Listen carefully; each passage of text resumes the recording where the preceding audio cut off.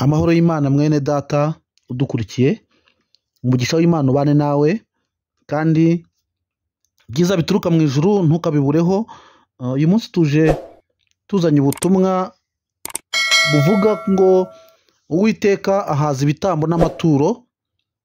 Nyuma y'uko hafungwa insengero zigategekwa gutanga umusoro, igihe tugezemo kirimo kiratwereka cyangwa kiratwerekeza ko n'igihe abantu bateguye ibirori nk'ubukwe nabyo bigiye kuzajya bisora. Ngira ngo abakurikira imbuga nkoranyambaga hasohotse fomati igaragaza ibikenerwa cyangwa ibizajya bikorwa mu gihe abantu bagiye gukora ubukwe.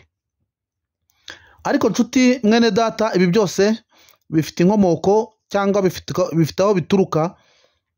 Hanyuma rero twagombye gutamba kandi tugatamba igitambo kizima gishimwa n'Imana. Ari nayo mpamvu uyu muhanuzi Yesaya yabyanditse mu gice cya mbere umurongo wa 13 kugeza kwa 15. Yanditse ngo iki rero? Umva ubuhanuzi yahanuye bujyanye n'ibi bintu byose muri kubona.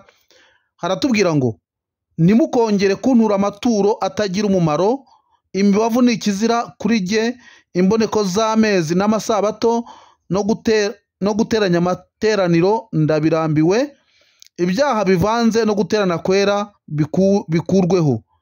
Imboneko z'amezi n'iminsi mikuru byanyu mwategetswe, umutima wanjye urabyanga, birananiye ndushye kubyihanganira.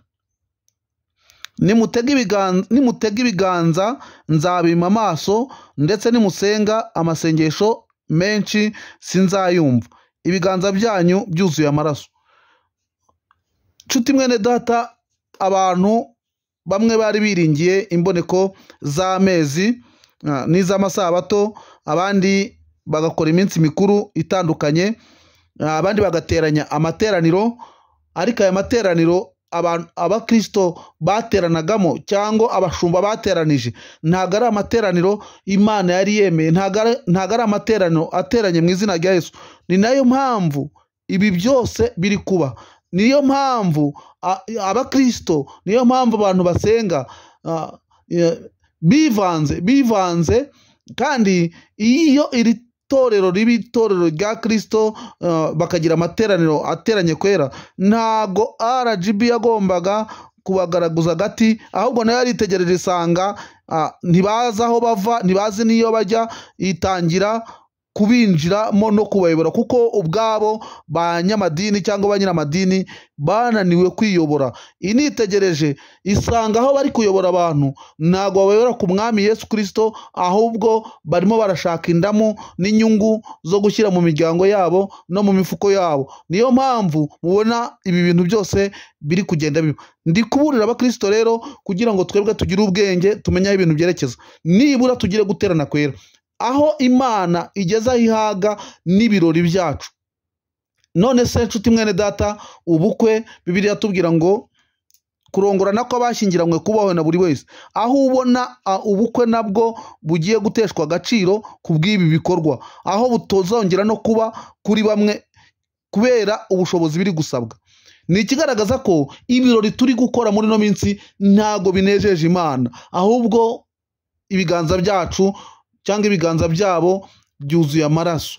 Kubera iki rero? Ntago Imana yishimira ibirori byanyu, ntiyishimira amasabato mwubahiriza, ntiyishimira imboneko z'ukwezi mwubahiriza mukajya mu bisibo bya Ramazani n'ibindi, ntibyishimira. Ni nayo mpamvu muteje akaga isi, ni nayo mpamvu isi iguye mu bintu bimeze nk'ibi ngibi. Niyo mpamvu nta mutuzo umukristo afite, ndetse niwakwinjira mu bundi buryo ashobora kuvuga ati itorero rigeze mu karengane. Ariko impamvu ni uko aba bashumba batigeze baragira intama mu rwuri rutoshye, ni uko abashumba batigeze bashakira intama ibyiza, cyangwa ngo bemere kubabara no gukubitwa kugira ngo intama zibeho neza. Ariko Yesu yaravuze ngo nige mwungeri mwiza uragira intama, ngo kandi umwungeri utaragira ibihembo, ngo ko umunyazi we iyo azigezemo, iyo abonye igisambo kije arazita akigendera. Ubu abanyamadini benshi bataye abakristo. Njya mbona ku mbuga nkoranyambaga abantu bahoze ari abapasitori basigaye bakina komedi, basigaye bibereye mu gushaka inyungu, aho bakuraga basanze leta yararebye iravuga iti ibi bintu niba bidafitiye abakristo umumaro bikurweho cyangwa bifungwe. Aho abakristo basaba kuba nibura ari 1000 kugira ngo umuyobozi w'itorero yemererwe kuba yarishinga. Ni cyagaragaza ko abamambure bashyirwaga ku ruhande. Umuntu akubaka urusengero, umuntu akagura isambu, akagira amashuri, akakira amaturo n'ibyacumi, akishyira mu mufuko we, akigurira vewiti, akimerera neza. Abakene bari hariya, abashonje bari hariya, abapfakazi bari hariya. Maze iminsi mbabwira ngo itorero Uwiteka ashima nirifasha imfubyi n'abapfakazi kandi ntiryanduzwe n'iby'isi. Ikigaragara cyo rero amadini ni inzira mpimbano ijyana abantu kurimbuka, irimo kwanduzwa n'iby'isi. Ni nayo mpamvu abakristo bamwe na bamwe badafite ishurirwa, badafite umwuka wera, bahagaze mu cyeragati, bahagaze mu mayira abiri, baribaza icyo bakora. Ariko ndabwira abantu muri no minsi, gusenga kwemewe ni uguterana uteranye mu izina rya Yesu. Gusenga kwemeye ni uguterana kutavanze n'ibyaha. Itorero ryemewe ni itorero ryita ku mfubyi n'abapfakazi. Iryo ngiryo aba ari ryo muyoboka. Hanyuma nshuti mwene data, aya magambo arakomeye. Aya magambo yo mu gitabo cy'umuhanuzi Yesaya yahanuye, Imana ivuze ko izabima amaso nimutega ibiganza. Hanyuma rero kuko ibiganza byacu atari ibyera, ndetse ntizadutega n'amatwi kuko iminwa yacu ivuga ibyanduye. Nasomye ijambo muri no minsi riravuga ngo umuntu ushaka kugira iminsi myiza no kurama ngo abuze umutima we, ngo abuze ururimi rwe n'umunwa we kuvuga amangambure cyangwa kuvuga ibibi. Ahubwo twifuriza abantu umugisha. Niryo jambo ryaje mu gihe twari turimo mu gihe cyo kwibuka. None rero nshuti mwene data, uyu munsi haje ijambo rivuga ngo Uwiteka ararambiwe, ntimwongere gutura amaturo. Mu gihe abapasitori bigishije abantu ko amaturo ari imirimo izabaherekeza. Ariko muri no minsi kuva muri Covid kugeza uyu munsi, mu gihe cy'insengero zafungwaga zisabwa kuzuza ibyangombwa, abantu benshi bamaze kubona ko amaturo batanze atari imirimo izabaherekeza, ahubwo ucunze nabi byabigushyira mu rubanza cyangwa bikakugusha ubirebyeho. Amaturo tugomba kuyatanga kuko ari ayo gukora umurimo w'Imana. Tugomba gutanga ituro kuko ituro ni imbaraga. Ituro rifite imbaraga nyinshi, rifite n'icyo rikora, rifite icyo rimarira umurimo. Ariko ikigaragara ko muri no minsi abantu barimo kurushaho kuba babi cyane. Ubwo turi guhamya Yesu nk'umwami n'umukiza, hari abantu bari kujya mu masitade bakajya guhamya ko bashaka kuyoborwa na Satani ngo baze ngo bamwegurire imitima yabo. Nshuti mwene data, ndakugira inama ngo ugarukire aho ngaho kandi uve mu rungabangabo, umenye ngo ibitambo Imana ishima ni umutima umenetse ushenjaguwe, Imana ntizawusuzugura.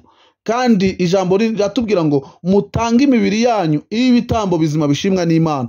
Nta kindi kintu watanga ngo ubone agakiza, nta kindi kintu watanga ngo ubone ubugingo. Kwizera Yesu nk'umwami n'umukiza byonyine nibyo biguhesha ubugingo, kandi ukavuka ubwa kabiri uhindutse, ukoze icyo bita guhinduka, ndetse ukanahindukira ukava mu mirimo ya kamere ukayihana. Hanyuma Imana ishimwe ko wumvise aya magambo. Utaziringira iby'ibitambo, utaziringira iby'amasabato, utaziringira iby'imboneko z'ukwezi, utaziringira iby'amaturo, kuko ibi byose ntago Imana ibishima. Kuko Imana yavuze ngo ibitambo byanyu n'amaturo si byo nkeneye, icyo nkeneye ni uko mumenya. Uyu munsi menya Imana, uyu munsi menya Uwiteka wakuremye, menya ko ari we mucunguzi kandi ari we murengezi wawe. Umwigarure, umugarure, umuhe umutima wawe awuturemo kandi akuyobora. Ndasabira abantu rero bose kugira ngo bagire ihishurirwa rikomeye ryo kumenya ibihe tugezemo, ibihe bigoye, aho insengero naho zitakongera kuzafunguka, naho zizafunguka zazafungurwa zikazafungurwa ubona mbese nta gahunda irimo y'umwuka wera. Wowe uzamenye ibyahanuwe, umenye ko igihe tugezemo ari igihe gikomeye, ni ibihe biruhije abagenzi, ndetse Satani ahagurukije kuhagurutsa Antikristo kugira ngo ayobye n'intore niba bishoboka.